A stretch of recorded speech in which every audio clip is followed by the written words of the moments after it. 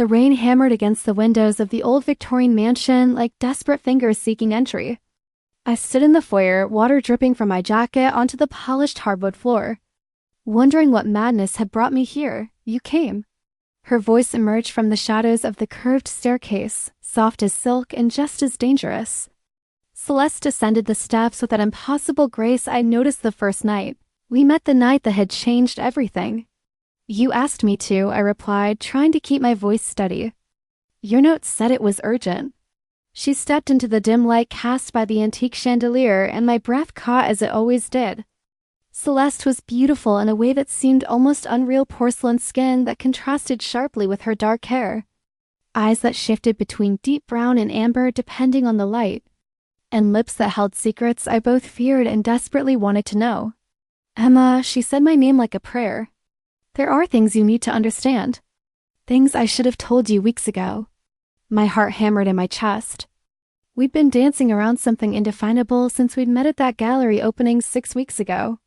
She'd been standing alone before a painting of the moon, and when she turned to look at me, I'd felt the earth shift beneath my feet. Then tell me, I said, shrugging off my wet jacket. I'm here. I'm listening. She moved closer, and I caught that scent that always clung to her, jasmine and something darker, something ancient. It's not that simple. Once I tell you, everything changes. You can't unknow what I'm about to reveal. Celeste, you're scaring me. Good. Her eyes met mine, and I saw genuine pain there. You should be scared. But you should also know the truth before this goes any further. Before what goes any further. She reached out, her fingers hovering just inches from my cheek. Before I fall completely in love with you. Before I become too selfish to let you go. The words hung between us, electric and terrifying. I'd known there was something between us, the stolen glances, the accidental touches that lingered too long, the conversations that stretched until dawn. But hearing her say it aloud made it real. I'm already in love with you, I whispered. Pain flashed across her face. Don't say that. Not yet. Not until you know what I am. What you are. I tried to laugh, but it came out hollow. You're Celeste. You're brilliant and mysterious and probably too good for me. That's all I need to know. I'm a monster, Emma. The words were spoken so quietly I almost didn't hear them. But they struck me like a physical blow. That's ridiculous. I'm 347 years old. She said it flatly, without emotion. I was born in 1679 in a small village in Romania. I died in 1697 when I was 18 years old. And I've been walking this earth ever since, sustained by blood and darkness. I stared at her, waiting for the punchline. When none came, I took a step back. This isn't funny. I'm not laughing. You expect me to believe you're a vampire. The word felt ridiculous on my tongue. Like in the movies? The movies get almost everything wrong. She moved to the window, gazing out at the storm. We're not undead. We're transformed. Our hearts still beat, though slower than yours. We breathe, though we don't need to. We can walk in daylight, though it's uncomfortable.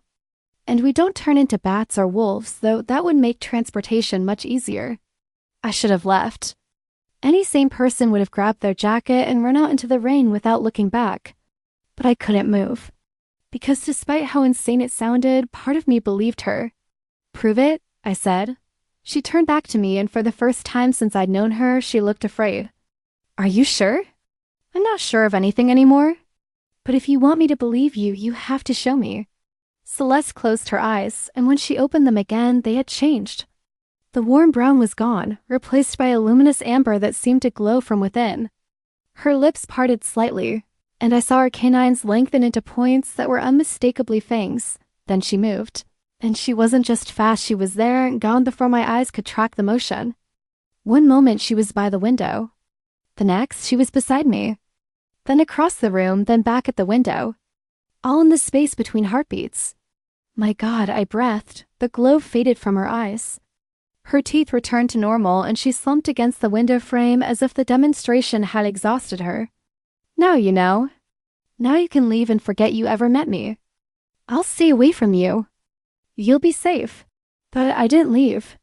Instead, I found myself walking toward her, drawn by something I couldn't name or resist. How? I asked. How did this happen to you? She looked surprised that I was still there, still asking questions instead of fleeing. It was winter. There was a man who came to our village, handsome, charming, foreign. He seduced several of the village girls, including me. By the time we realized what he was, it was too late. He killed most of them and turned me.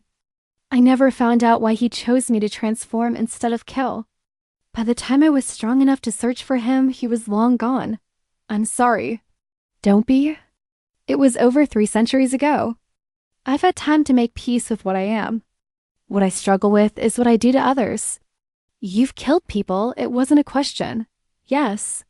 She met my eyes without flinching. I've tried to be selective, to feed only from those who deserve death: criminals, abusers, predators. But I won't lie to you and claim innocence. I've taken lives to sustain my own. Does that disgust you? I thought about it, really thought about it.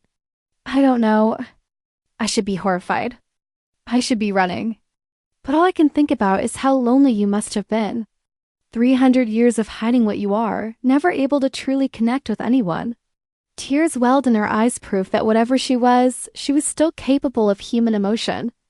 I've been alone for so long, Emma. When I met you, I told myself it was just fascination.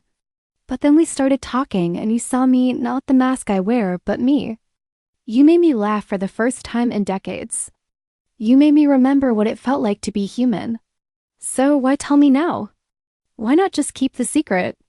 Because I'm falling in love with you, and I can't build something real on a foundation of lies.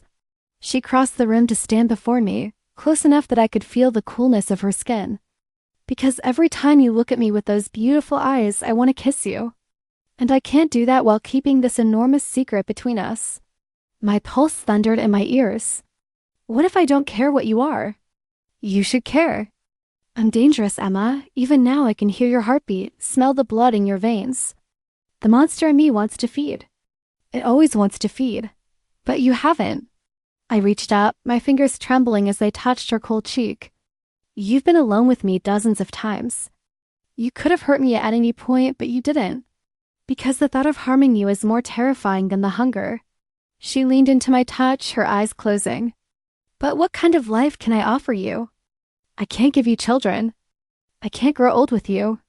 Everyone you know will watch you age while I remain frozen in time. They'll ask questions you can't answer. Maybe those are bridges we cross when we come to them. Her eyes opened, searching mine.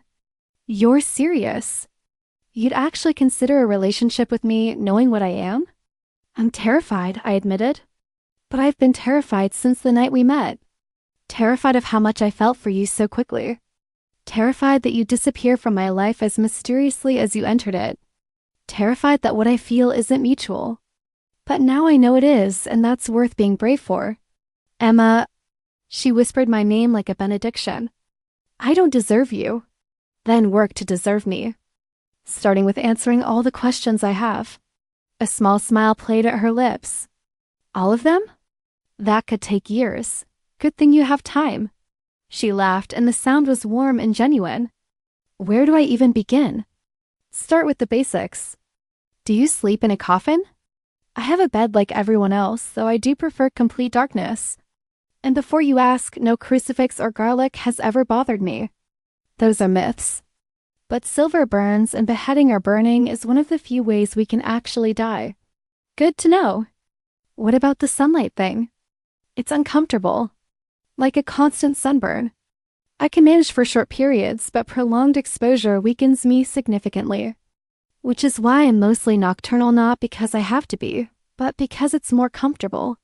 I sank onto the velvet couch, my legs suddenly weak. This is insane.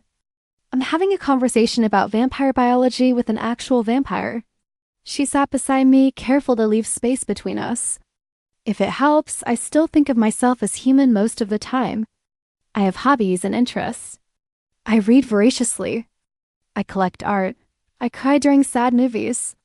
I'm just a person who happens to have some extraordinary abilities and an unusual diet. How often do you need to? Feed? Once a month, usually. More if I'm injured or if I use my abilities extensively. Less if I'm careful and rest often. Where do you find? I couldn't finish the sentence.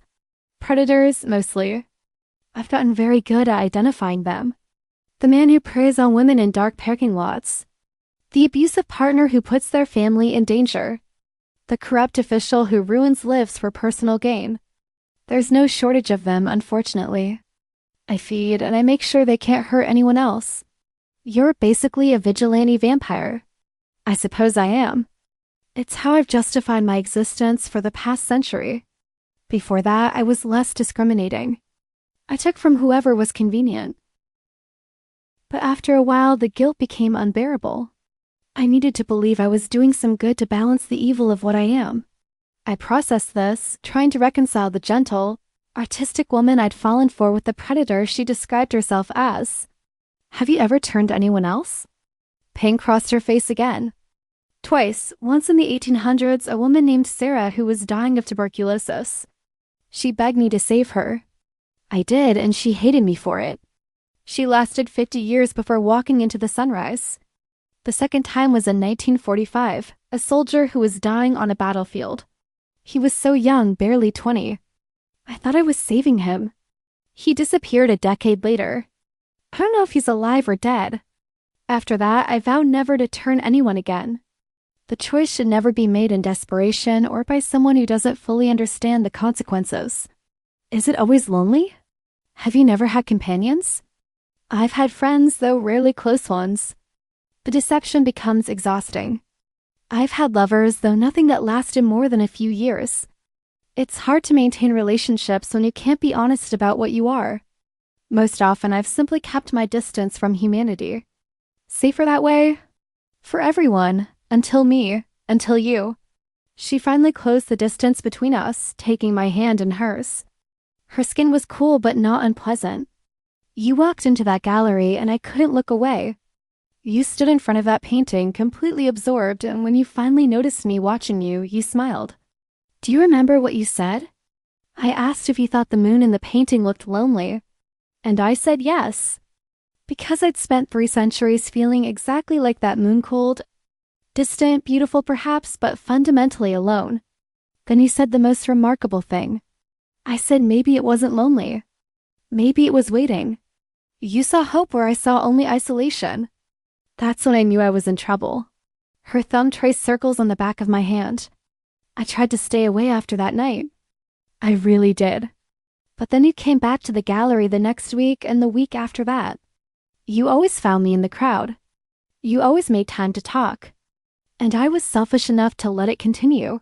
I'm glad you did. Emma, you need to understand what you'd be getting into. It's not just about accepting what I am.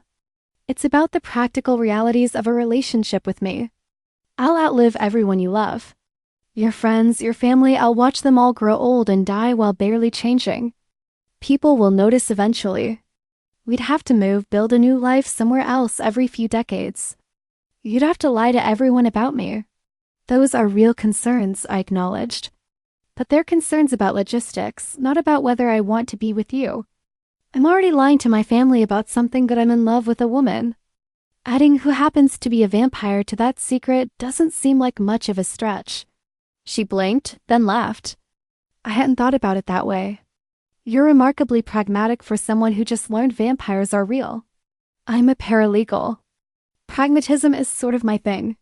I shifted to face her more fully. Besides, I've spent my whole life feeling like I didn't quite fit in anywhere. Too different, too intense, too much. Then I met you, and for the first time, I felt like I'd found someone who understood that. I'm not going to walk away just because the reason you're different is more dramatic than I expected. You might change your mind when the reality sets in. Then I'll change my mind. But I think I deserve the chance to try, don't you? She studied my face for a long moment, and I could see the war playing out behind her eyes, hope battling against centuries of learned caution. What if I hurt you? She finally whispered. Not intentionally, but what if I lose control? What if the hunger becomes too strong? Then you'll stop yourself because that's what you've been doing for years. You're not a mindless monster, Celeste. You're a person with extraordinary self-control who happens to have a complicated dietary situation. Despite everything, she laughed. A complicated dietary situation, that's one way to put it. Look, I'm not saying I'm not scared. I am. This is absolutely terrifying. But you know what's more terrifying? The thought of walking away from you because I'm too afraid to take a chance on something extraordinary. I've played it safe my whole life and I'm tired of it. You make me feel alive in a way no one else ever has. The irony of that statement is not lost on me. I'm serious, Celeste. I know you are. That's what makes this so difficult. She raised our joined hands, pressing her lips to my knuckles. You deserve someone who can give you a normal life. Marriage, children, growing old together. What if I don't want normal? What if I want extraordinary? Emma, no, listen to me. I've watched my friends follow the prescribed path. Get married, have kids, move to the suburbs. And some of them are happy, truly happy. But some of them are miserable, trapped in lives they chose because it was expected. I don't want that. I want passion and adventure and depth. I want conversations that last until sunrise and kisses that make me forget my own name. I want you. Her eyes had started glowing again, that amber light that spoke of the otherness within her. But this time I wasn't afraid. I was fascinated. If we do this, she said slowly, we do it right. No more secrets between us. You get to ask anything, know everything. And if at any point it becomes too much, you tell me. No judgment, no guilt. You walk away with your memories intact and my blessing to find happiness elsewhere. Agreed. And the same goes for you. If you decide this is too risky or too complicated, you tell me. No disappearing act, no martyring yourself for my benefit. Deal. She moved closer until our faces were mere inches apart. I should also mention that vampires are capable of feeling emotions more intensely than humans. Everything is heightened joy, sorrow, anger. And love. When we love completely, obsessively even. It can be overwhelming. Sounds perfect for someone like me. I smiled, my hand coming up to cup her cheek. I've never been good at doing things halfway. Then God help us both, she whispered. And finally, she kissed me. Her lips were cool against mine, but the kiss itself was anything but cold. It was desperate and gentle and fierce all at once, as if she was trying to convey 300 years of loneliness and longing in a single touch. I melted into her, my fingers tangling in her dark hair, pulling her closer. When we finally broke apart, we were both breathing hard, though I noticed she didn't strictly need to breathe, which made the gesture all the more touching. I've wanted to do that since the first night we met, she confessed. What took you so long? Fear, cowardice, an outdated sense of propriety. She rested her forehead against mine. Take your pick. Well, no more of that. From now on, we're doing this, whatever this is, with complete honesty. Complete honesty. She pulled back slightly, her expression growing serious again. Then I should tell you that there are others like me. Not many, but they exist. And not all of them share my dietary preferences or my moral compass. Some of them would see you as prey or as a tool to use against me. That's comforting. I'm serious, Emma. There's a whole hidden society you'd be entering. Ancient politics and blood feuds and creatures that make me look tame by comparison. I've avoided most of it by staying off the radar, but if we're together, people will notice. They'll investigate. And some of them won't be happy that I've involved a human. Why not? Because humans are unpredictable. They tell stories, spread rumors. They hunt us. There are rules about how much humans can know, and I'm breaking several of them right now by telling you all this. A chill ran down my spine. So I'm in danger just by knowing? Potentially. Though I'll protect you. I'm older than most of the vampires in this region, which means I'm stronger. And I have friends, other beings who owe me favors. But yes, there's risk. I thought about it, really considered the implications. A hidden world of supernatural creatures, ancient politics, danger lurking in shadows. It sounded like something out of a fantasy novel. And yet, looking at Celeste, at the hope and fear warring in her amber eyes, I couldn't bring myself to care about the risks. Then we'll be careful, I said firmly. We'll navigate this together. But I'm not walking away from you because of hypothetical dangers. I work in criminal law. I'm around dangerous people every day. These aren't human criminals, Emma. These are beings with centuries of experience in violence and manipulation. And I have you on my side. That has to count for something. She smiled, though it was tinged with sadness. Your faith in me is touching and terrifying in equal measure. Get used to it. I stood, pulling her up with me. Now give me a tour of this place. If we're doing this, I want to see where you live. The real you, not the version you show the world. She hesitated, then nodded. All right. But fair warning, 300 years of collecting means I have a lot of stuff. The mansion was a maze of rooms, each one revealing another facet of Celeste's long existence. There was a library that would make any book lover weep, floor-to-ceiling shelves crammed with volumes in dozens of languages, some of them clearly ancient. A music room with instruments from various eras, including a harpsichord she'd apparently purchased new in 1750, an art studio where her own paintings hung alongside works by masters I recognized from museums. You painted these? I asked, staring at a stunning landscape that could have hung in any gallery. I've had a lot of time to practice.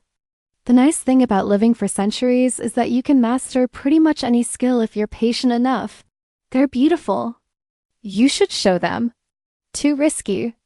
People would ask questions about my background, my training. It's easier to collect than to create publicly. We climbed to the 3rd floor, where she showed me her actual living space, a bedroom that was both elegant and oddly Spartan. Heavy curtains blocked all light from the windows. The bed was large and luxurious, but there were no personal photos, no knickknacks, nothing that spoke of a life lived. This feels sad, I said before I could stop myself. It's practical. I've learned not to get too attached to places or things. Makes it easier when I have to move on. When was the last time you moved? I came to the city 5 years ago. Before that, I spent a decade in Seattle. Before that, Boston. I usually stay in a place for 10 to 15 years before people start noticing I don't age. Where will you go next? She looked at me and there was something vulnerable in her expression. I don't know. I'd been thinking about Europe again. I haven't been back in almost a century. But now she trailed off. Now I'm wondering if I could convince a certain paralegal to come with me. When the time comes, I mean, years from now. My heart swelled. You want me to come with you? To see the world? I want a lot of things where you're concerned. Emma, most of them involve keeping you close and showing you everything beautiful this world has to offer. But that's years down the road. For now, I'd settle for just being with you. Dating like normal people as much as we can. I'd like that. I moved closer to her, sliding my arms around her waist. Though I have to ask, do vampires date? Or is that a modern convention? She laughed, her arms encircling me. We do now. Though historically, romantic relationships between vampires and humans were more complicated. Usually ended with the human being turned or killed. Cheerful. I told you complete honesty. Fair point. I laid my head on her shoulder, breathing in her jasmine scent. This is going to take some getting used to. The vampire thing? All of it. You being a vampire, yes. But also just this being able to hold you like this. I've wanted it for so long and I was so convinced you'd never be interested in me. Not interested? She sounded genuinely baffled. Emma, I've been completely infatuated with you for weeks. How could you not know? Because you're gorgeous and mysterious and sophisticated. And I'm just me, a paralegal from Portland, who spends her weekends reorganizing her bookshelf and watching nature documentaries. She pulled back to look at me, her hands framing my face. You're brilliant and kind and funny. You see beauty in things most people overlook. You make me laugh. You make me want to be better. Don't you dare minimize yourself. Okay, I said, feeling tears prick my eyes. Okay, besides, she added with a small smile, I happen to think reorganizing bookshelves is a very attractive hobby. I laughed through the tears. You're ridiculous. Perhaps. But I'm your ridiculous vampire girlfriend. Assuming that's a title you're willing to give me? Girlfriend? I tested the word. Is that what we are? If you want to be. I know this is all very sudden and very strange. We can take it slow if you need to. Celeste, you just told me you're a 300-year-old vampire and I'm still here. I think we're past the point of going slow. I kissed her softly. Yes, I want to be your girlfriend. Your very mortal, very confused, very smitten girlfriend. Then we'll figure it out together. She kissed me back deeper this time and I lost myself in the sensation. Being held by her felt like coming home. We talked for hours that night, curled up together on her bed while the storm raged outside. She told me stories from her long life, the time she met Mozart at a concert in Vienna, the year she spent hiding in a monastery in Tibet learning meditation, the night the Titanic sank and she helped pull survivors from the freezing water. She spoke of love she'd lost to time and age, of friends long gone, of the crushing weight of watching humanity repeat the same mistakes century after century, and I listened, absorbing it all, occasionally asking questions or offering comfort when memories grew too painful. As dawn approached, I realized I should probably head home. "Stay," Celeste said when I mentioned leaving. "Please, I promise to keep my hands to myself. I don't want you to go yet. What about the sunlight? The curtains are heavy enough, and I'll be fine for a few hours even if some light gets in." "Stay, Emma, let me wake up with you here. How could I refuse?" I borrowed one of her shirts, a soft silk thing that smelled like her, and we lay down together as the first hints of dawn painted the sky beyond the heavy curtains. "Emma?" she whispered in the darkness. "Yeah? Thank you. For not running. For giving this a chance. For seeing me, all of me, and staying anyway." I found her hand under the covers, lacing our fingers together. "Thank you for trusting me with the truth. I know how hard that must have been. It was the easiest and hardest thing I've ever done."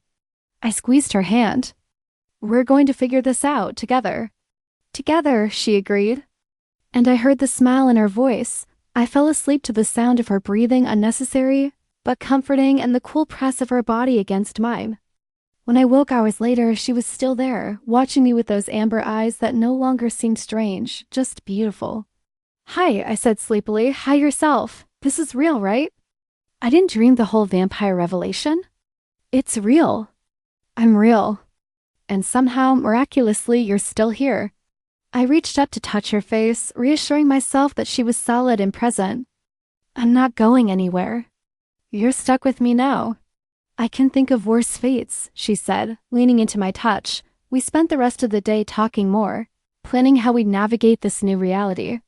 We agreed that my friends and family didn't need to know the truth that would only put them in danger.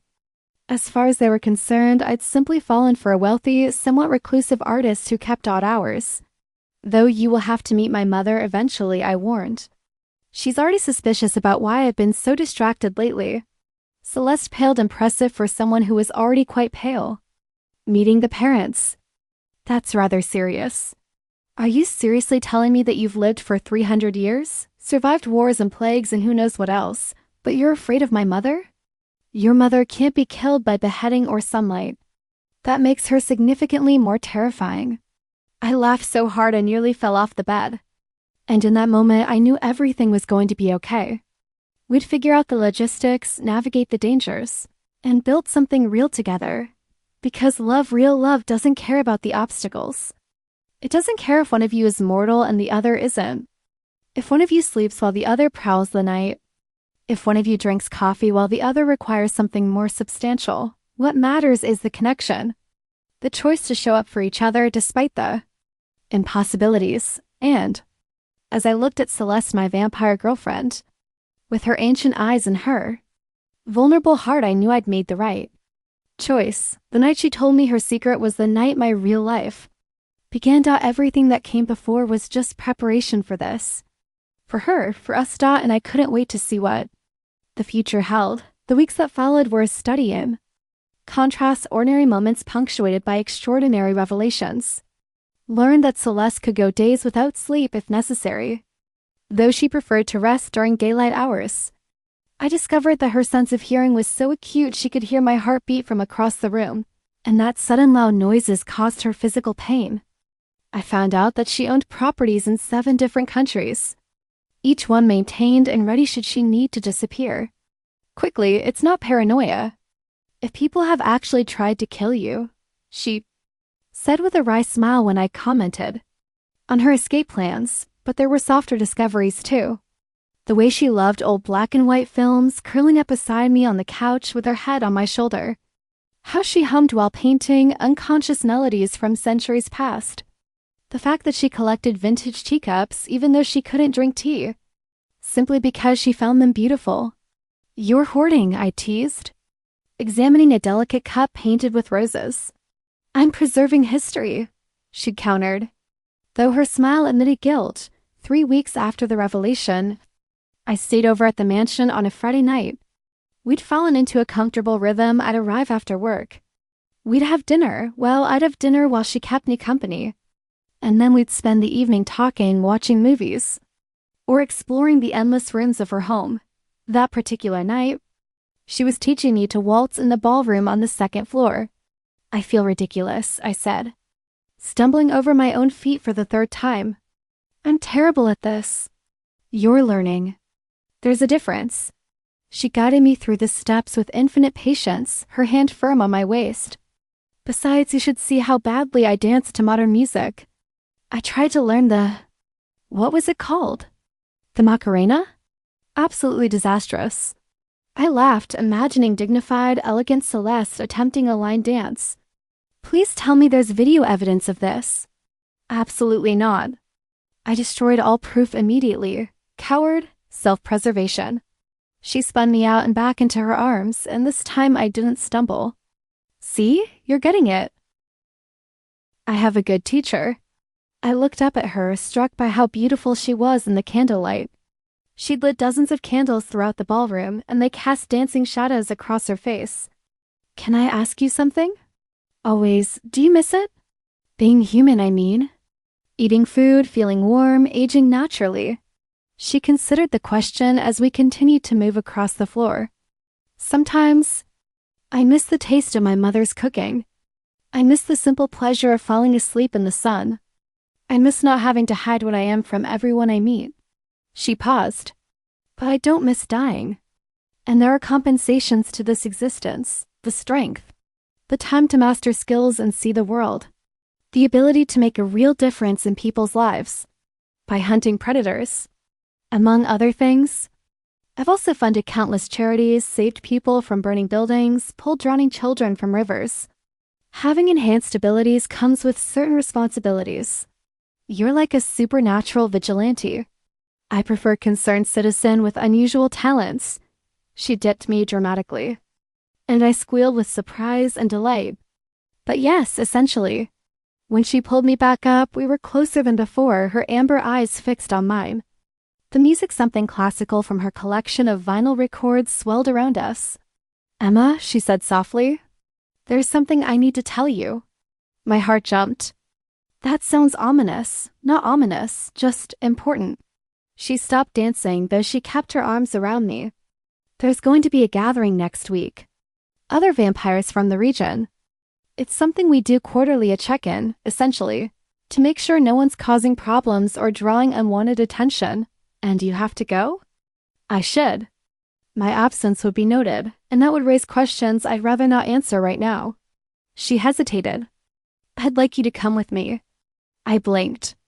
You want me to meet other vampires? I want to introduce you as my partner. It's the safest way to ensure you're protected. Once they know you're under my protection, most of them won't dare touch you. Most of them? There are always exceptions. But I'll be with you the entire time. I won't let anything happen to you. I tried to process this. Meeting the girlfriend's friends was a normal relationship milestone. Meeting the girlfriend's vampire coven was decidedly less normal. What would I have to do? Just be yourself. Be polite but not subservient. These beings respect strength, not cowering. And stay close to me. Don't accept drinks from anyone else. Don't go off alone with anyone.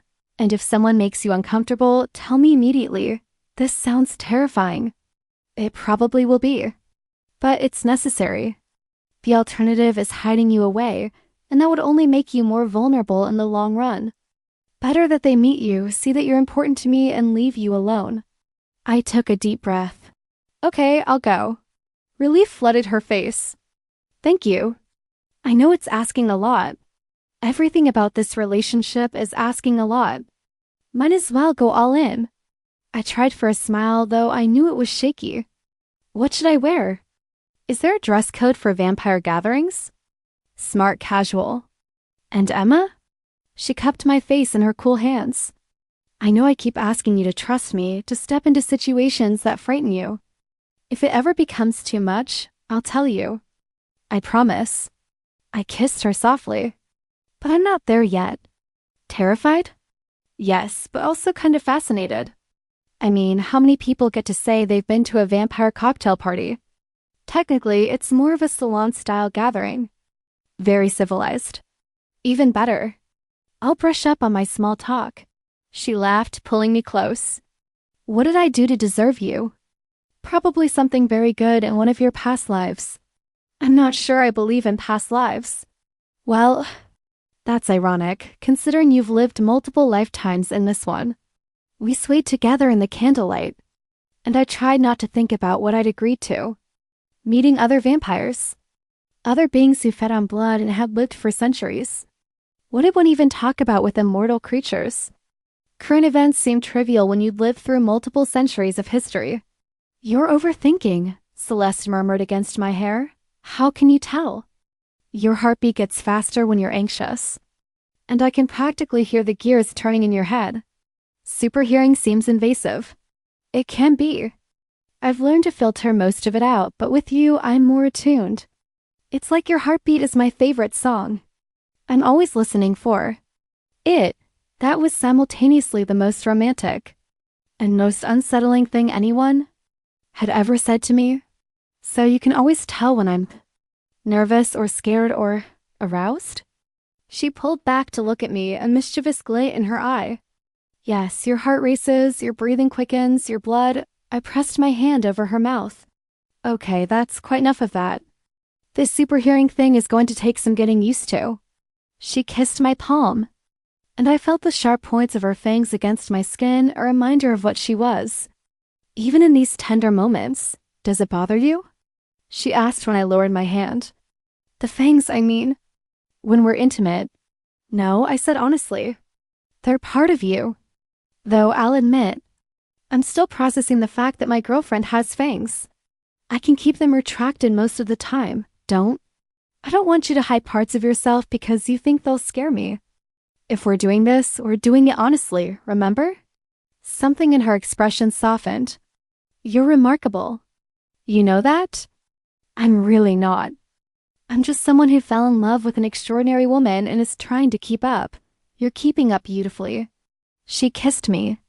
Slow and sweet, and I melted into her embrace. Later, we lay together in her bed. My head on her chest, listening to the slow, steady beat of her heart. It was slower than mine, about 40 beats per minute compared to my 70, but it was steady and real and proof that despite everything, she was alive in the ways that mattered.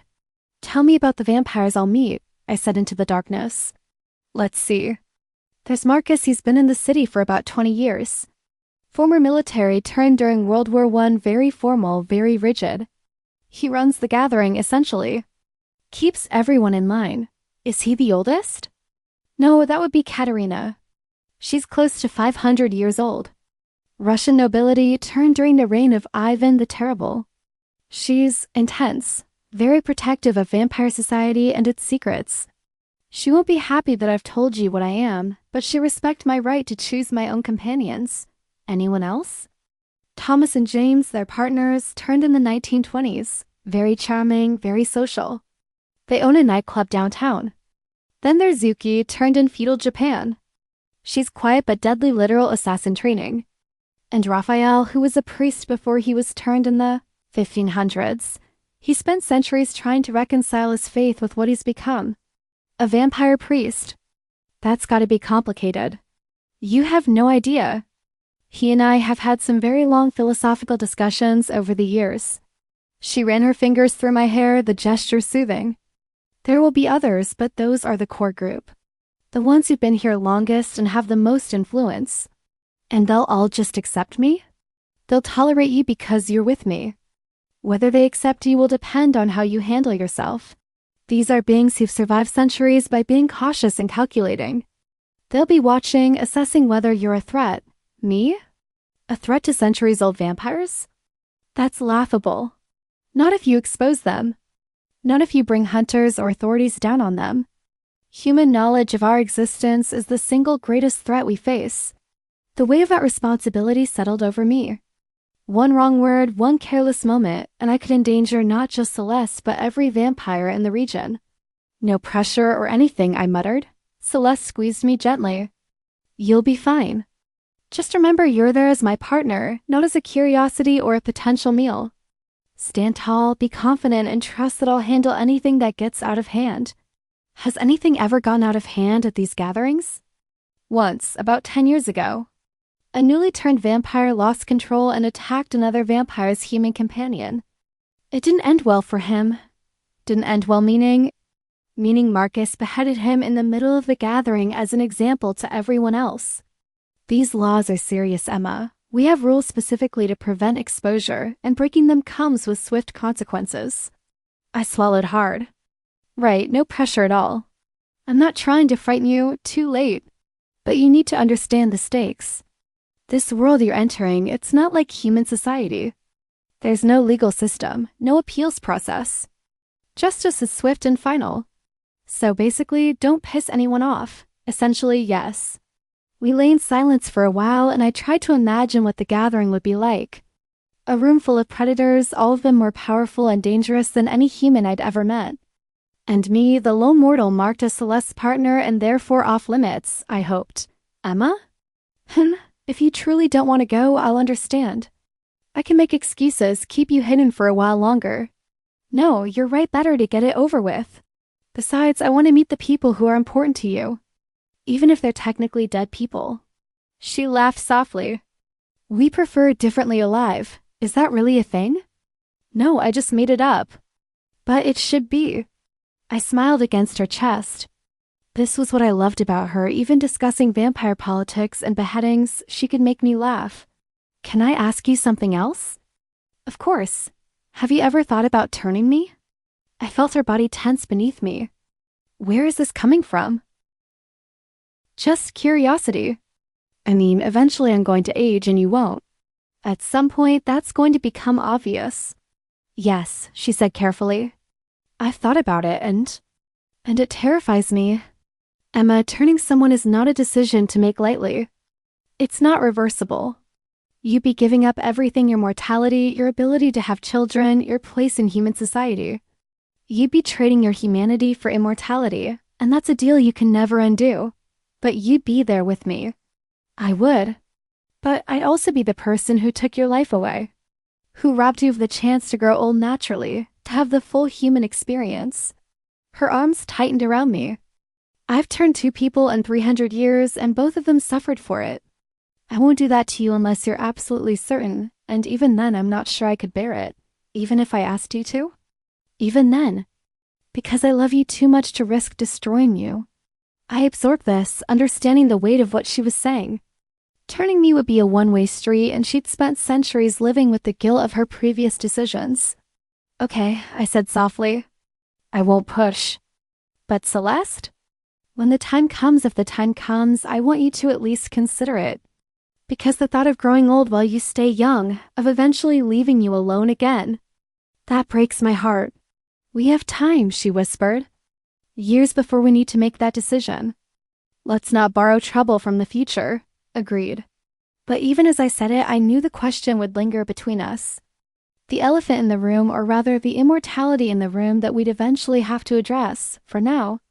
Though I was content to lie in her arms, listening to her slow heartbeat and trying not to think about vampire gatherings or difficult choices or the passage of time, the present was enough.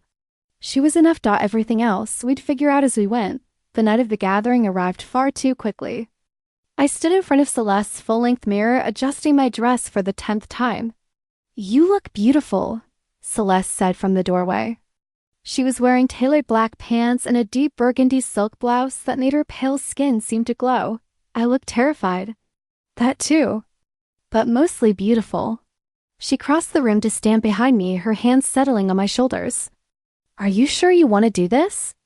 We can still back out. No, I need to do this. If I'm going to be part of your life, I need to meet the others.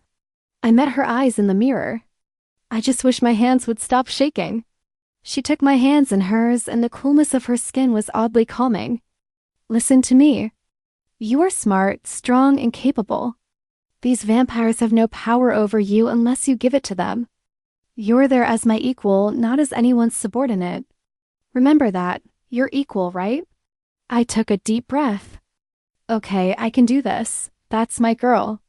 The gathering was being held at Marcus's estate on the outskirts of the city's sprawling property, with enough privacy that the neighbors wouldn't notice the unusual comings and goings as we pulled up the long driveway. I noticed other cars already parked, expensive models, mostly, though there was one motorcycle that looked like it belonged in a museum. That's Yuki's, Celeste said, following my gaze. She's been riding motorcycles since they were invented. Has a collection of vintage bikes that would make enthusiasts weep. A centuries-old Japanese assassin vampire who collects motorcycles. Sure, why not? Celeste squeezed my hand. Stay close to me. Don't accept any food or drink unless I've seen it first. And remember, most of them are more curious than hostile. Most of them. I won't let anything happen to you. I promise. We walked to the front door together, and before Celeste could knock, it swung open to reveal a tall man with steel gray hair and eyes that seemed to look straight through me. Celeste, he said, his voice carrying the faint trace of a British accent. Punctual as always. Marcus. Thank you for hosting. She kept her body slightly in front of mine, protective. This is Emma, my partner. Those steel eyes fixed on me, and I forced myself not to flinch. The human you told us about. Welcome, Emma. Please come in. The interior of the house was elegant and modern, nothing like the Gothic mansion I'd half expected. Soft lighting, contemporary art, comfortable furniture arranged in conversation groups.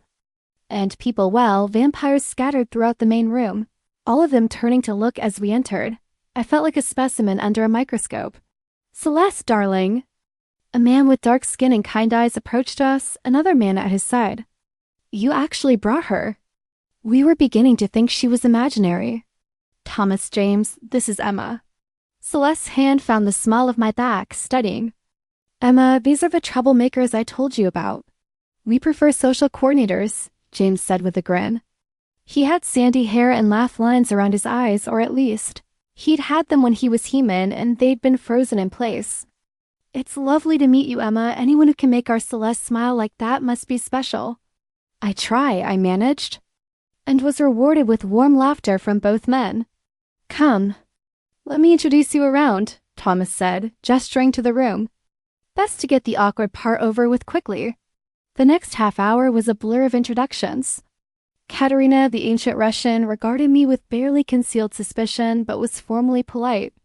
Raphael, the former priest, was surprisingly gentle, asking about my work and interests with genuine curiosity. Yuki barely spoke, but her dark eyes assessed me with the precision of someone trained to find weaknesses. Through it all, Celeste stayed at my side, her presence a constant anchor. You're doing great, she murmured during a brief moment when we were alone by the windows. I feel like I'm at a job interview where the penalty for failure is death. Bit dramatic, but not entirely inaccurate. She smiled. But look, you've made it through the introductions and no one's tried to eat you. That's a good sign. The bar is literally on the floor. Welcome to Vampire Society. If I could have everyone's attention, Marcus called out, and the room fell silent immediately. The casual atmosphere shifted into something more formal, more ancient. Now that we're all here, let's begin. What followed was part business meeting, part gossip session, and part something I couldn't quite identify. They discussed territories, agreed on hunting grounds, reported any unusual activity in the city. They talked about humans as if we were a different species, which I supposed we were to them. And finally, Marcus said, his eyes finding Celeste and me, we should address the elephant in the room. Or rather, the human. Every eye turned to us, and my heart hammered so loud I was certain they could all hear it. Celeste stood, pulling me up with her. Emma is my partner. She knows what we are, and she's chosen to be part of my life despite that knowledge. I've brought her here so that you can all see she's under my protection. I expect the protection to be honored. You've broken the law, Katerina said coldly, revealing our nature to a human without permission. I revealed my own nature. The law doesn't require permission for that. Don't split hairs, Celeste. You know what this can mean if she talks. She won't. How can you be certain? Because I trust her. Celeste's voice was firm. And because she loves me. That might not mean anything to you, Katerina, but it means everything to me. The Russian vampire stood, and the temperature in the room seemed to drop. Love makes people foolish. It makes them take risks. What happens when you tire of her? When she grows old and bitter? When she decides that immortality looks better than mortality? Will you turn her then? Create another vampire because you can't bear to be alone? If I turn her, it will be her choice, made with full knowledge of what it means. You're playing with fire. And you're being paranoid. Thomas cut in smoothly. Celeste has been one of us for 3 centuries. She's earned the right to make her own decisions about companions. Agreed, Raphael added quietly. We cannot dictate whom we love. That way lies madness. Marcus held up a hand. Enough. The law is clear. What Celeste does in her own territory is her business, so long as it doesn't endanger the rest of us. Emma, he turned to me and I fought the urge to hide behind Celeste. Do you understand the stakes here? The danger you're in, both from external forces and from us, should you betray our trust? I do, I said, surprised my voice came out steady.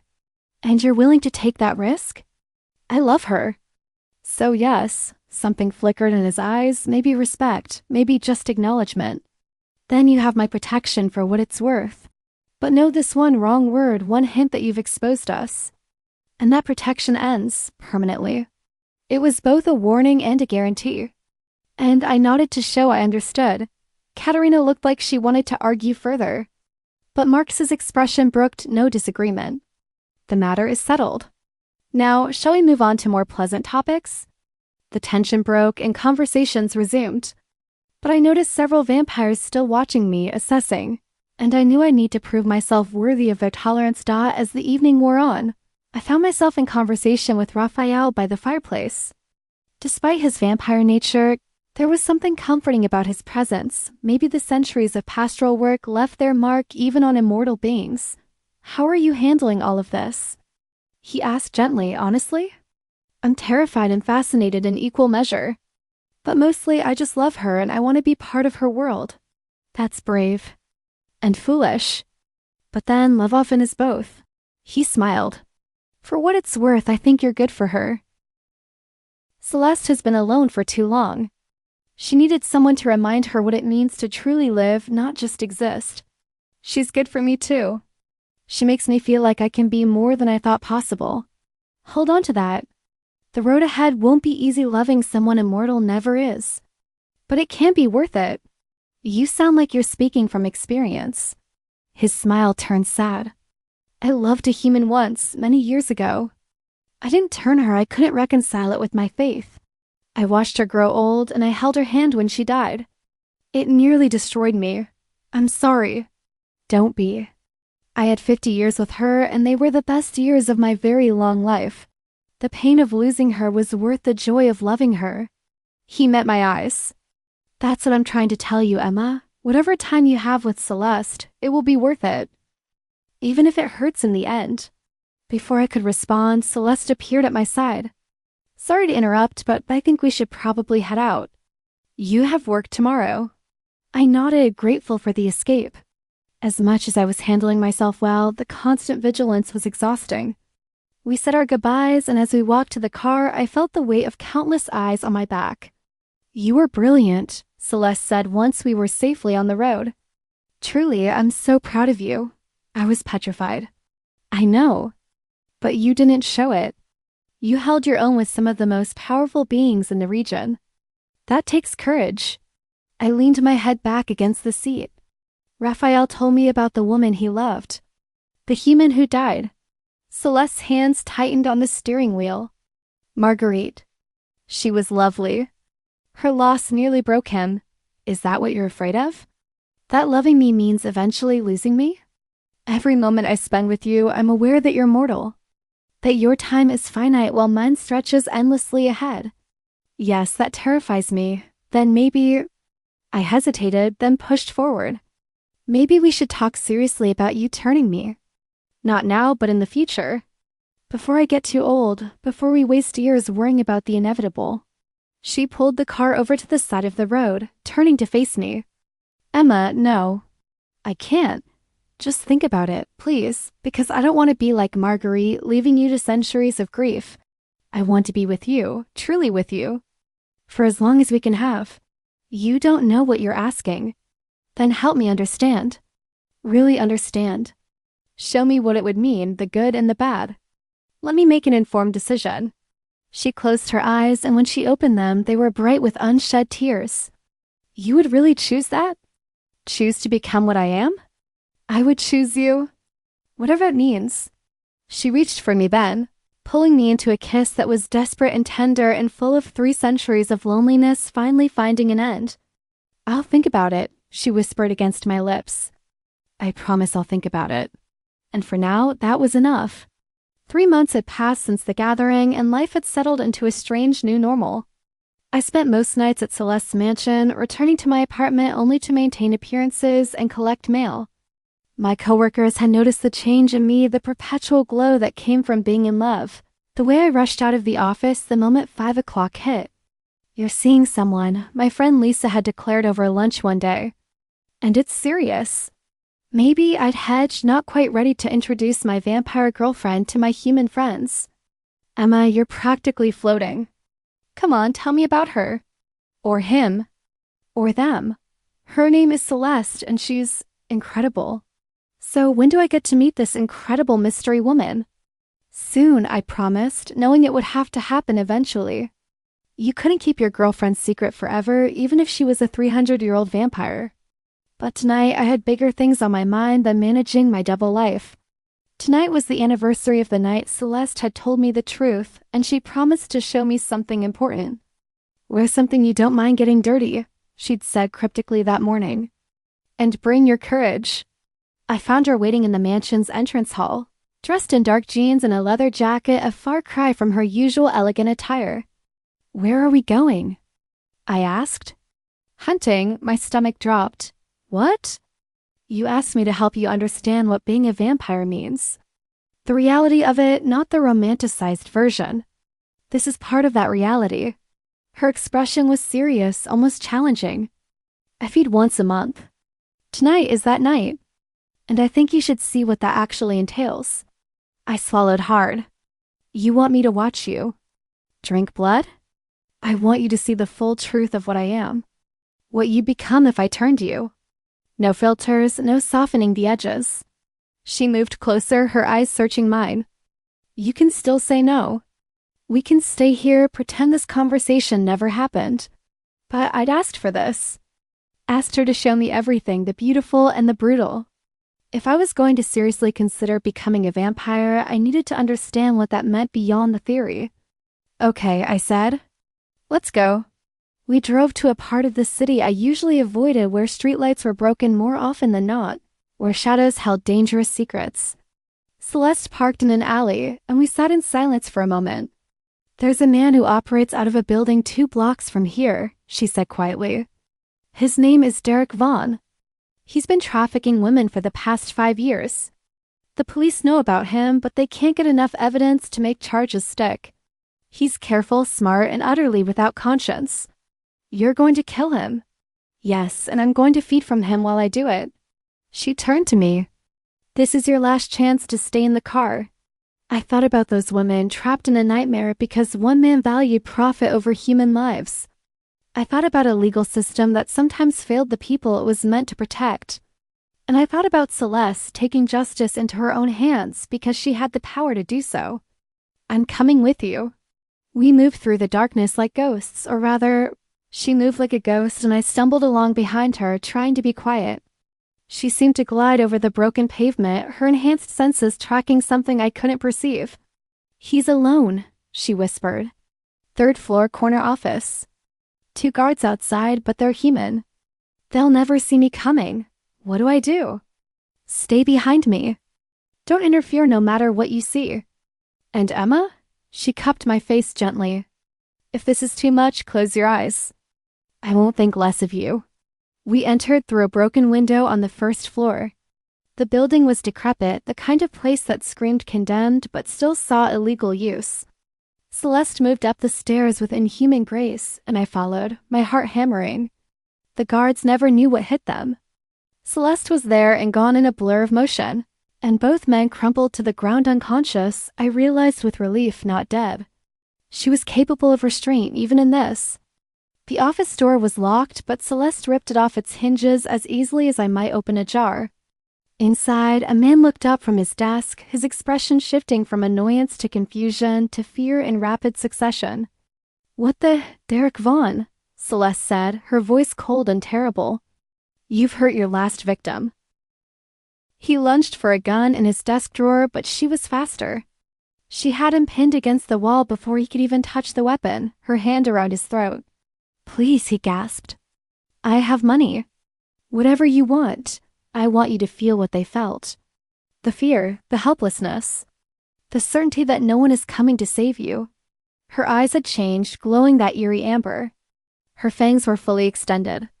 And when she looked at him, I saw not my gentle, artistic girlfriend, but an apex predator about to feed. "You're not human," Vaughn wheezed. "No, I'm something much worse. I'm justice with teeth." Then she struck, her fangs sinking into his throat. He screamed, but the sound was cut off as her hand tightened. I watched, frozen, as she drank. It wasn't like the movies. There was no sensuality, no romance. This was feeding, primal and efficient and brutal, but it was also quick. Within minutes, Vaughn's struggles weakened, then stopped. Celeste released him, and his body slumped to the floor. She wiped her mouth with the back of her hand, and when she turned to me, her eyes were back to normal. "He's dead," she said simply. "And the women he would have hurt next week, next month. Next year, they're safe now." I stood there, trying to process what I'd witnessed. Murder, justice, survival. It was all of those things and none of them. "Say something," Celeste pleaded. And I heard the vulnerability in her voice. "Please. You gave him more mercy than he gave his victims," I said finally. "It was quick, clean, he barely suffered. Does that make it better?" "I don't know, maybe?" I moved closer to her, noting the blood on her lips, the slight flush to her usually pale cheeks, evidence that she'd fed well. "You asked me to see the truth. I'm seeing it. And I'm not running. If that's what you're worried about." Relief flooded her face. "I was terrified you'd look at me differently. That you'd see the monster. I see someone doing difficult work that no one else can do. Someone using their abilities to protect the vulnerable." I reached up to wipe a smudge of blood from her chin. "It's not pretty, but neither is a lot of necessary work."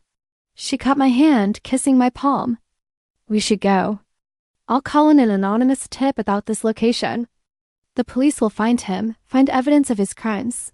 His victims will get closure." We left the way we came, Celeste pausing only to ensure the guards would wake up in a few hours with no memory of what had happened. Some kind of vampire mind trick.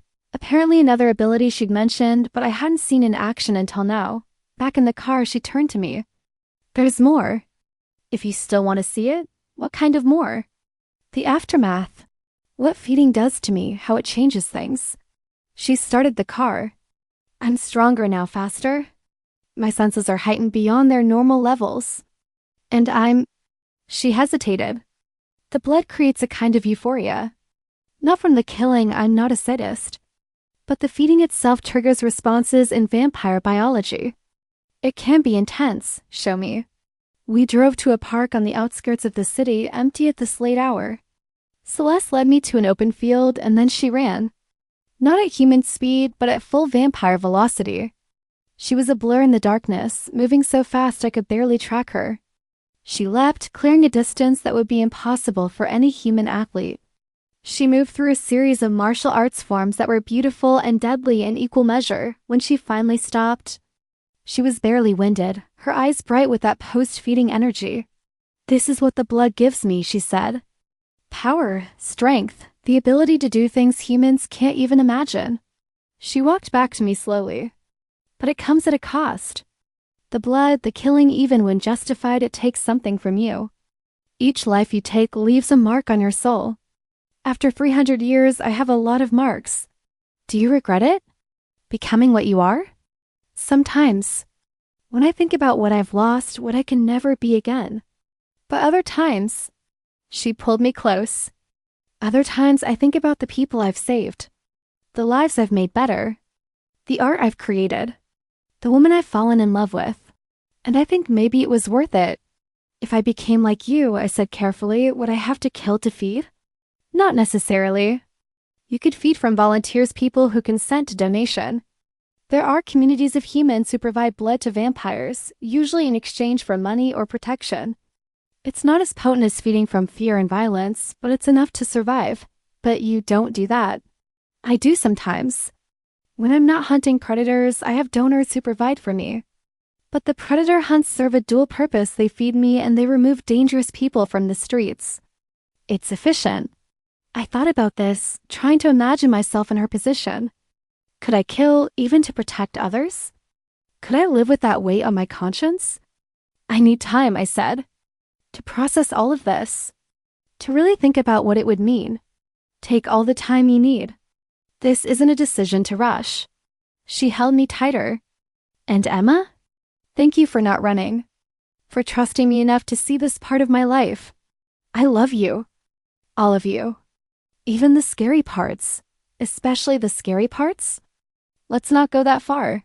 She laughed and we stood together under the stars, a human and a vampire trying to figure out how to build a life together.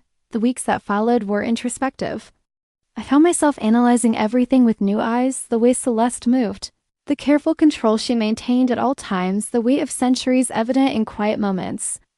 I noticed things I'd missed before, how she never fully relaxed in public, always alert to threats. How she positioned herself between me and potential danger without even thinking about it. How she sometimes got a distant look in her eyes, as if remembering things from lifetimes past. We talked about it endlessly. She told me more stories, not just the highlights, but the difficult parts. The year she'd spent starving herself, trying to die rather than feed. The man she'd loved in the 1800s who'd aged while she stayed young, and how she'd left him to spare him the pain of watching her remain unchanged. The children she'd saved from burning buildings, only to have to disappear before anyone could ask how she'd walk through flames unharmed. It's not a fairy tale, she insisted one night as we sat in her library. Immortality sounds romantic until you've lived it. Until you've watched everyone you care about die. Until you've had to start over so many times you can barely remember who you were originally. But you've also seen incredible things, I countered. You've lived through history. You've met people the rest of us only read about in books. You've had time to master skills that humans barely have time to learn. True, but Emma, you need to understand if I turn you, you can never go back. Your family, your friends, you'd have to leave them all eventually. Watch them grow old from a distance, unable to explain why you never age. Could you do that? I thought about my mother, my sister, my nieces and nephews. The idea of losing them, of watching them age and die, was agonizing. But the idea of losing Celeste, of growing old while she remained young, of eventually dying and leaving her alone again, that was worse.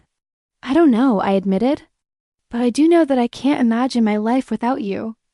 And I can't bear the thought of leaving you to face centuries alone again. She was quiet for a long moment, her fingers tracing patterns on the leather binding of an ancient book. There's something I haven't told you. About the turning process itself. What about it? It's agonizing.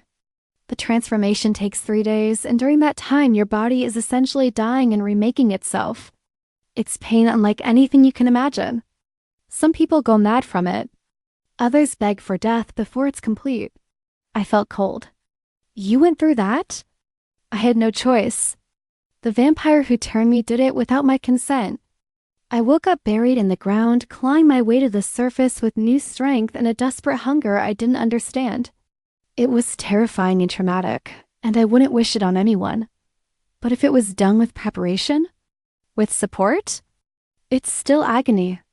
I'd be there with you, helping you through it, but Emma, I'd have to watch you suffer. I'd have to hear you scream and beg and know that I caused it. I don't know if I'm strong enough for that. I moved to kneel in front of her, taking her hands in mine. If I decide to do this, and I'm not saying I have decided, but if I do, I'll go into it knowing what to expect. It won't be your fault. It'll be my choice. You say that now. But in the moment when the pain is unbearable, you might feel differently. Then I guess you'll have to trust that I know my own mind. She pulled me up into her lap, holding me close. You're so brave. Braver than I ever was. You've survived 300 years of loneliness and guilt and supernatural politics. That takes a kind of courage I can't even fathom. We sat together in the quiet of the library, surrounded by centuries of collected knowledge, and I thought about the future. About what it would mean to potentially live for centuries. About the experiences I'd have, the changes I'd witness. About never having children, never growing old naturally, never being fully human again. It was terrifying. And tempting. And the fact that I was even considering it told me how deeply I'd fallen for this woman. 2 weeks later, I came home from work to find Celeste sitting on my apartment steps, looking distressed. "What's wrong?" I asked, immediately on alert. "We have a problem." "A big one?" She stood, taking my hand. "Can we go inside?" Once we were in my apartment, she paced like a caged animal. "There's a vampire in the city. A new one, and he's causing problems." Marcus just called an emergency meeting. "What kind of problems?" "The messy kind. He's been feeding recklessly, leaving bodies where they'll be found. 3 in the past week. The police are starting to ask questions about the unusual nature of the deaths, specifically the massive blood loss and the neck wounds." I felt my stomach drop. "They think it's a serial killer?" "Yes, which means increased police presence, investigations, media attention. All the things we desperately want to avoid. If this continues, people will start looking for answers we can't let them find. What does Marcus want you to do?" "Help track him down. Stop him before he exposes all of us." She stopped pacing, turning to face me.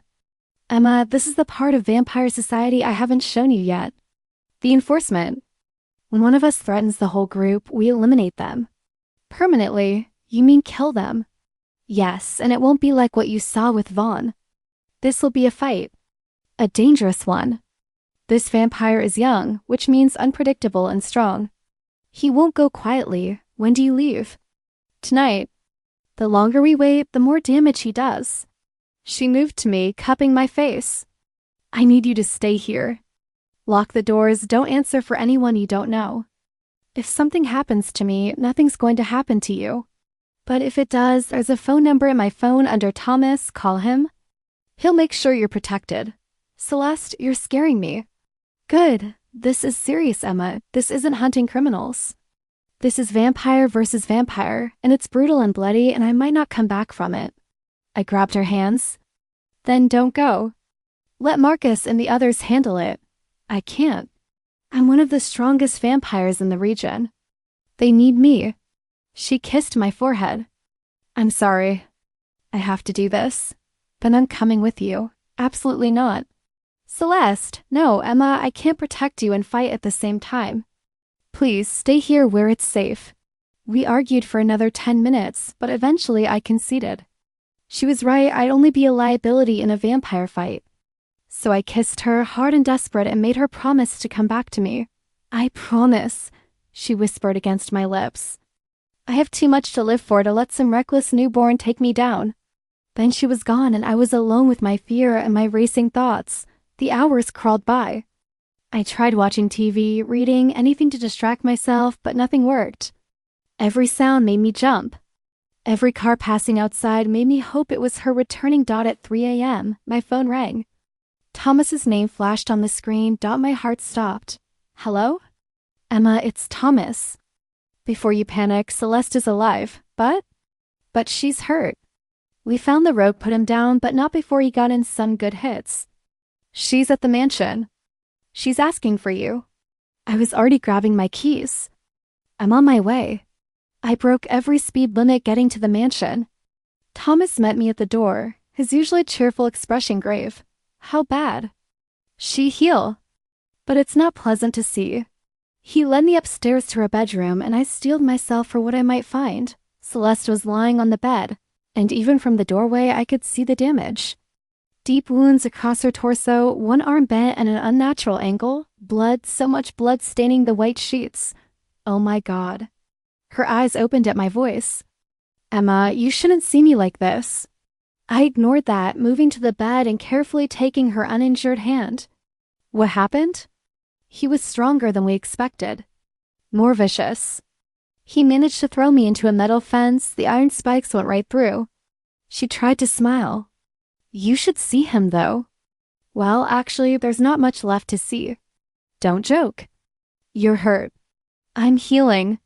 It just takes time when the wounds are this severe. She squeezed my hand weakly. I'm sorry I scared you. You idiot. You could have died, but I didn't. And the threat is neutralized. The city is safe again. I carefully climbed onto the bed beside her, mindful of her injuries. How long until you're healed? A few days for the worst of it. Maybe a week to be fully recovered. Vampire healing is accelerated, but it's not instantaneous, despite what the movies show. What do you need? What can I do? Just stay with me. That's all I need. So I stayed. Thomas brought me food and coffee while I kept watch over Celeste. I watched in amazement as her wounds slowly closed, the torn flesh knitting back together with painful slowness. Her broken arm straightened, the bones fusing. By the next day, she was sitting up. By the day after, the wounds were nearly gone. It's incredible, I said, tracing the pink scar tissue that was all that remained of a wound that should have been fatal. Your body is incredible. It's one of the better perks of vampirism. Very hard to kill us permanently. She caught my hand, kissing the palm. Thank you for staying. For taking care of me. Where else would I be? I know this life, my life is dangerous. It's not just theoretical anymore. You've seen me hurt, seen me heal. Does it change anything? I thought about it, about the terror of those hours waiting for news, the horror of seeing her broken body, the relief when she'd started healing. And I realized something important. It makes me more certain, I said. Watching you heal, knowing that you're incredibly difficult to kill, it makes the idea of becoming like you less frightening. Because I've seen what you can survive. And if I'm going to be with you, if we're going to potentially face centuries together, I need to be able to survive what you can survive. She sat up fully, her eyes searching mine. Emma, are you saying? I'm saying I've made my decision. I took her hands, my heart racing. I want you to turn me. Not today, not tomorrow, we need to plan it properly. But yes, I want to be like you. I want to be with you, truly with you, for as long as we can have. Tears spilled down her cheeks, proof that vampires could still cry. Are you certain? Absolutely certain? Because once we do this, I know. I thought about nothing else for months. I've weighed every consequence, imagined every scenario. And the only future I want is one with you in it, forever. She pulled me into a careful embrace, mindful of her healing injuries. Then we'll do it. But we do it right. You'll meet with other vampires who've been turned as adults, hear their experiences. You'll put your affairs in order, say goodbye to your family not forever, but for a while. And we'll plan for your recovery for the transformation period. This won't be rushed or reckless. How long? 3 months. That gives us time to prepare properly, to make sure you're absolutely ready. 3 months. 90 days until my life would change forever. Until I would die and be reborn as something other than human. It should have terrified me. Instead, I felt a sense of rightness, of pieces falling into place. 3 months, I agreed. And Celeste? Thank you. For being willing to do this. For giving me this choice. Thank you for making the choice. For wanting to stay with me. She kissed me softly. I promise I'll make eternity worth it. As I held her in the quiet of the dawn, I believed her the night she'd told me her secret had changed my life, but this the moment I'd chosen to join her in immortality, this was the moment that would define my future, and I couldn't wait to begin. The gallery was packed with opening night attendees, their voices a pleasant hum as they moved from painting to painting. I stood in the corner, champagne flute in hand, not drinking it, of course, but holding it for appearances, and watched Celeste work the room. She was radiant tonight in a deep green dress that brought out the amber in her eyes, discussing technique with a collector who was already writing a check for 3 of her pieces. My chest swelled with pride. After centuries of hiding her work, she'd finally agreed to a public showing, and the reception had been overwhelming. She's magnificent, isn't she? I turned to find Raphael beside me, also holding an untouched champagne flute. She really is. Though unbiased, as you should be. He smiled warmly. And how are you adjusting? It's been, 4 years now? 4 years, 3 months, and 12 days since my transformation. But who's counting? I flexed my hand, still marveling sometimes at the strength in it. The way I could hear conversations happening across the room, the sharpness of which I could see every detail of the paintings even from this distance. Some days it feels like I've always been this way. Other days I still reach for food before remembering I don't need it. That never entirely goes away. I've been turned for 500 years and I still miss the taste of my mother's bread. Do you regret it? The turning? He considered the question carefully. I regret the circumstances. I didn't choose it, and that makes a difference. But the life I've lived since? The people I've helped? The knowledge I've gained? No, I don't regret that. And you? Any regrets? I thought about the transformation, the 3 days of agony that had been even worse than Celeste had described. The way I'd screamed until my voice gave out, convinced I was being torn apart from the inside. The moment I'd woken up on the 4th day, my human life ended and my vampire one begun. I thought about the difficult conversation with my mother, telling her I was moving abroad for work and wouldn't be able to visit for a while. The way my sister had cried, sensing somehow that something fundamental had changed even though she didn't know what. The funeral I'd attended for Emma Morrison, the paralegal who died tragically in a car accident, carefully constructed fiction to allow me to start fresh. I thought about the first time I'd fed, the overwhelming rush of power and the crushing guilt that had followed. The months of learning to control my new abilities. The times I'd accidentally broken things or moved too fast and had to cover it up. But I also thought about waking up every evening with Celeste beside me, knowing we had centuries ahead of us. The way we traveled to Paris last year, to Tokyo the year before, making plans to see every corner of the world together. The freedom from human illness, from aging, from the constant awareness of mortality ticking away. No regrets, I said finally. It was the hardest thing I've ever done, but it was worth it. Good, Celeste deserves happiness. And you've brought light back into her life. We've all noticed the change in her. Before I could respond, Thomas and James appeared, both grinning widely. There's the woman of the hour. Thomas exclaimed. Well, one of them. Celeste is the other, obviously. How are you handling your first gallery opening as a vampire? James asked. Nerve-wracking, I imagine, being around this many humans. I'm managing. Though I'll admit, the heartbeats were overwhelming at first. It's like standing in an orchestra where everyone's playing a slightly different tempo. You learn to filter it out, Thomas assured me. Eventually it becomes background noise. Like living near train tracks, at first it's all you hear, then you don't notice it at all. Speaking of managing, James said, lowering his voice, Yuki wanted me to tell you she's impressed. She had money on you losing control within the first year. She bet on me failing? To be fair, she bets on everyone failing. She's very cynical. Thomas grinned. But you proved her wrong. 4 years without incident is actually quite remarkable for a turned vampire. You should be proud. I was saved from responding by Celeste's approach, her arms slipping around my waist with easy familiarity. Thank you all for coming, she said warmly. It means a lot to have the support. Are you kidding? We wouldn't miss this, Thomas said. Besides, it's nice to see you finally getting recognition for your work. About 3 centuries overdue, if you ask me. Better late than never. Celeste's eyes met mine. Though I have Emma to thank for pushing me to do this. I'd still be hiding my paintings in the mansion if she hadn't insisted. Someone has to drag you into the 21st century. I teased. The evening continued, a success by any measure. By the time the gallery closed, Celeste had sold nearly half her pieces, had interest from 2 major collectors for future work, and had been approached by a gallery in New York about a showing there. We drove home in comfortable silence, the kind that only comes from truly knowing someone. At the mansion, we found Marcus waiting on the front steps. I hope you don't mind the intrusion, he said, standing as we approached. But there's a matter I wanted to discuss with both of you. We led him inside to the library and I poured him a glass of the donor blood Celeste kept on hand for visitors. We'd developed a relationship with a blood bank that provided expired donations blood that was past its date for transfusions but still viable for vampire consumption. It wasn't as potent as feeding directly, but it served its purpose. What's this about Marcus? Celeste asked once we were settled.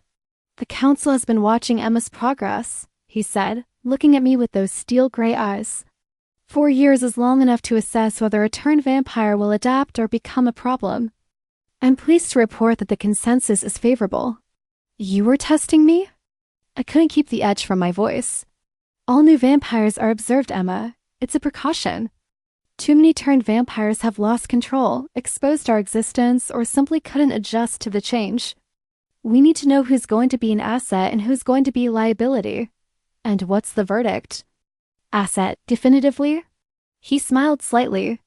You've shown remarkable restraint, discretion, and adaptability. You've integrated into our community without incident. And most importantly, you've maintained the secrecy we all depend on. So what does this mean? Celeste asked, her hand finding mine. It means Emma is no longer considered probationary. She has full status as a member of our community, with all the rights and protections that entails. He set down his glass. It also means we'd like to extend an offer. We have positions roles that require someone trustworthy, intelligent, and capable. Someone who remembers what it's like to be human recently enough to navigate both worlds effectively. What kind of positions? Liaisons mostly. There are situations that arise where we need someone to interact with human authorities or institutions without arousing suspicion. Someone who can pass as human because they remember how to be human. You'd be perfect for it. I looked at Celeste, who squeezed my hand. It's your choice, love. No pressure either way. I considered it. The idea of having purpose beyond just existing, of using my unique position as a relatively new vampire to help the community that had accepted me, it was appealing. I'd like to hear more, I said. But I'm interested. Marcus smiled fully then, transforming his usually stern face. Excellent. We'll set up a proper meeting next week to discuss details. For now, I just wanted to extend the offer and congratulate you both. Celeste, your patience in guiding Emma through her transformation was commendable. Emma, your strength in completing it was impressive. After you left, Celeste pulled me into her arms. How do you feel? Proud, relieved, still a bit annoyed they were testing me without my knowledge. It's how things work in vampire society. Ancient paranoia runs deep. I'm learning that. I kissed her softly. But I passed. That's what matters. You did more than pass. You excelled. She brushed a strand of hair from my face. I knew you would. You're stronger than you give yourself credit for. We settled into our favorite spot in the library. Me curled into Celeste's side on the leather couch. A book open on her lap that neither of us was really reading. Do you remember the night you told me? I asked, about what you were. Every detail. I was terrified you'd run. That I'd lose you before we even really began. I was terrified too. But I couldn't walk away from you. Even then, even when I barely knew you, I knew you were important. Destiny? Maybe, or maybe just recognizing something extraordinary when it appears in your life and being brave enough to reach for it. She kissed the top of my head. I never thought I could have this. After so many years alone, I convinced myself it wasn't possible. That I'd spend eternity isolated, watching the world change while I remained frozen. And now? Now I have you. I have a partner, a companion, someone who understands both sides of what I am.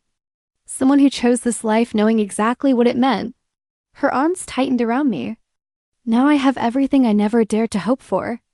I tilted my head back to look at her. No regrets about turning me? About tying yourself to me for potentially forever? Not a single one. You? I thought about my human life, the dreams I'd had of marriage and children and a conventional future. The career I'd abandoned, the friends I'd left behind. The family I could only see from a distance now. Watching them age while I remained frozen at 32, but I also thought about the nights spent exploring cities around the world with Celeste. The way we could talk for hours without tiring. The adventures we'd already had and the countless more stretching ahead of us. The way she looked at me like I was precious beyond measure. Not one, I said firmly. This life, our life, it's better than anything I could have imagined. Even the blood drinking? Okay, that took some getting used to. But I've developed a taste for it. Pun intended. She groaned. That was terrible. You love my terrible puns. I love you, terrible puns and all. We sat in comfortable silence for a while, the mansion quiet around us. Through the windows, I could see the sky beginning to lighten down approaching, signaling the end of another night. We should probably sleep soon, Celeste said reluctantly. Probably. But I'm not tired yet, neither am I. So we stayed, holding each other as night gave way to day. And I marveled, as I often did, at the strange and wonderful path my life had taken. 5 years ago, I'd been an ordinary paralegal living an ordinary life. Then I'd met a beautiful, mysterious woman at a gallery opening. And everything had changed. She told me her secret, that she was a vampire. A creature of darkness and blood and immortality. And I'd chosen to join her. It had been terrifying and painful and difficult. But it had also been the best decision I'd ever made. Because love, real, deep, transformative love, was worth any price, even immortality. The house in New Zealand was perfect, remote enough for privacy, but close enough to a small town for convenience. We'd moved here 5 years ago, telling the locals we were a married couple who worked remotely as consultants. It was a simple cover story, easy to maintain. I stood on the porch, watching the sun set over the hills, and marveled at how normal this life felt now. How natural it seemed to measure time in decades instead of years. To think of a century as merely a long time instead of an incomprehensible eternity. There you are. Celeste emerged from the house. 2 mugs and hand donor blood mixed with spices, heated to body temperature. We'd developed quite a sophisticated palate over the years. Thomas just called. They're getting married. Finally. How long have they been together? Nearly a century by my count. I suppose they decided it was time to make it official. Will we go to the wedding? Of course. It's in Paris next spring. We can make a trip of it, visit some of our old haunts, check in with the European community. I took the mug she offered, savoring the warmth and the familiar taste. I love how casually we talk about going to Paris. 20 years ago, I never left the country. Now we're planning European vacations like it's nothing. One of the many perks of immortality, the whole world becomes accessible. Speaking of which, I said carefully, I got an email from my niece yesterday. My sister's daughter, she's getting married. Celeste's expression grew sympathetic. She knew this was difficult for me, watching my family age, celebrating milestones from a distance. The little girl from the photos? The one who was 5 when we last saw her? She's 25 now. The photos she sent. I trailed off, thinking of my sister, gray-haired now and looking so much older than I remembered. It's strange seeing them age while I don't. Do you want to go? To the wedding? I can't. They think I'm dead, remember? Besides, I'd look exactly the same as I did 20 years ago. They'd have questions we couldn't answer. Celeste moved behind me, wrapping her arms around my waist. I'm sorry. I know this part is hard. It is. But it's also the price I agreed to pay. I leaned back against her.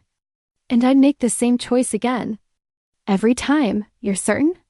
Completely. I miss them, yes. But I have you, and I have this life, and I have centuries ahead to make peace with the sacrifice. We stood together, watching the stars emerge in the darkening sky. After 20 years together, 15 as both vampires, we'd settled into a rhythm that felt as natural as breathing. There's something I've been wanting to talk to you about. Celeste said quietly, that sounds ominous. Not ominous, just significant. She turned me to face her. Marcus has asked if we'd be willing to take on a mentorship role. There's a woman in Auckland, she was turned 6 months ago, and she's struggling. The vampire who turned her disappeared immediately after, leaving her to figure everything out alone. That's awful. And against the rules, isn't it? Very much so. If we find him, he'll face consequences. But in the meantime, this woman needs guidance. Someone who remembers what it's like to be newly turned. Who can help her navigate this new existence? I thought about my own early days as a vampire, the confusion, the overwhelming sensory input, the difficulty controlling my strength and speed. If Celeste hadn't been there to guide me through it, I would have been lost. Of course, we'll help her. When do we meet her? Relief flooded Celeste's face. Thank you. I hoped you'd say that. She's coming here next week. Her name is Annika, and from what Marcus has told me, she's terrified and barely holding it together. Then we'll help her hold it together. We'll teach her what we know. We make a good team, you and I. The best team. I kissed her softly. Who would have thought? That night you told me your secret, I never imagined we'd end up here. Mentoring other vampires in New Zealand. Life is full of surprises. Especially when that life is potentially eternal. We went inside as full darkness fell, preparing for the night ahead. We had work to do, Celeste's art to create, my liaising duties for the vampire community, and now a new vampire to mentor. But first we had a few hours just for us. Time to talk, to hold each other, to reaffirm the choice we'd made all those years ago. As I watched Celeste set up her easel, preparing to paint through the night, I felt a profound sense of gratitude. For the courage to take the leap into the unknown. For the love that had made immortality seem not like a curse but like a gift. For the partner who'd held my hand through death and rebirth and everything that followed. The night she told me her secret had been the beginning. But this life we built together, this future stretching endlessly ahead, this was the real story, and it was better than any fairy tale. The technology had changed almost beyond recognition. The world I'd been born into, the world of the early 21st century, would have seemed impossibly primitive to the humans living now, but vampires remained remarkably the same. I stood in the gathering hall, a sleek building in Tokyo that bore no resemblance to Marcus's old estate, but served the same purpose, and watched the assembled vampires mingle. Some I recognized from a century ago, unchanged as ever. Others were new faces, turned in the decades since I'd last been to one of these meetings. Quite a turnout, Yuki said, appearing beside me with that unnerving silence she'd perfected over her many centuries. Word is they're voting on new protocols for vampire-human relations. About time. The world has changed. Our rules need to change with it. Spoken like someone who was human recently enough to remember adaptation. She smiled, slightly high praise from Yuki. You and Celeste have done well. The community you've built in New Zealand, the mentorship program you've developed, it's made a real difference. Thank you. We've helped turn about 20 vampires over the past century. Most of them are thriving now. Including Annika, I hear. She's on the council now. She is. We're very proud of her. Celeste found me in the crowd, and even after a century together, my heart still skipped when I saw her. She was wearing modern fashion, a flowing jumpsuit. That would have scandalized the 1920s, but fit perfectly in. 2126, and she moved through the crowd with the grace of someone who'd had centuries to perfect it. There. You are, she said, taking my hand. Raphael was looking for you. He wants to introduce you to someone. Who? A human. A researcher who's been studying vampire biology with permission from the council. Raphael thinks you'd find her work interesting. We found Raphael in deep conversation with a young woman carrying a tablet. When we approached, he smiled warmly. Emma, Celeste. This is Dr. Sarah Chun. She's been working on understanding the biological mechanisms of vampire transformation. Fascinating, I said, genuinely interested. What have you discovered? Dr. Chun's eyes lit up. So much. The way the vampire virus, for lack of a better term, rewrites human DNA is extraordinary. It's not supernatural at all, actually. It's biological, just operating on principles we're only beginning to understand. We talked for an hour about her research. About the possibility of one day controlling the transformation process to reduce the pain.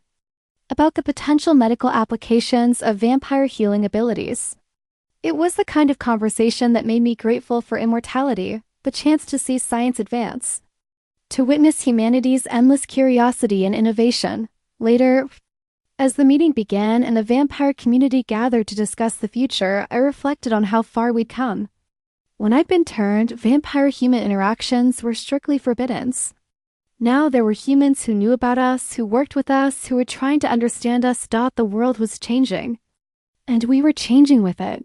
What are you thinking about? Celeste whispered as the council began their presentations. How lucky I am. That I met you. That I made the choice I made. That I get to see how this all unfolds over the next century and beyond. Having second thoughts about immortality? Not even close. Just grateful for it. She squeezed my hand and we turned our attention to the meeting. There will be challenges ahead. There always were. The world would continue to change in ways we couldn't predict. Technology would advance. Human society would evolve. And we would have to adapt as vampires have been adapting for millennia, but we'd do it together. That was the real gift of that night. She told me her secret. Not the immortality, not the power, not the enhanced senses or strength. It was finding someone to share eternity with, someone who made every century feel like an adventure, someone who turned forever from a curse into a promise. I'd been human for 32 years. I'd been a vampire for 95 years, and I had countless more years ahead of me. But the most important moment of all those years was still that night in the mansion. Rain hammering against the windows. When Celeste had trusted me with the truth of what she was, that was the night my real life had begun. Everything since had just been the beautiful, impossible, extraordinary continuation of a choice I'd made out of love, and I would keep making that choice every day for as long as forever lasted.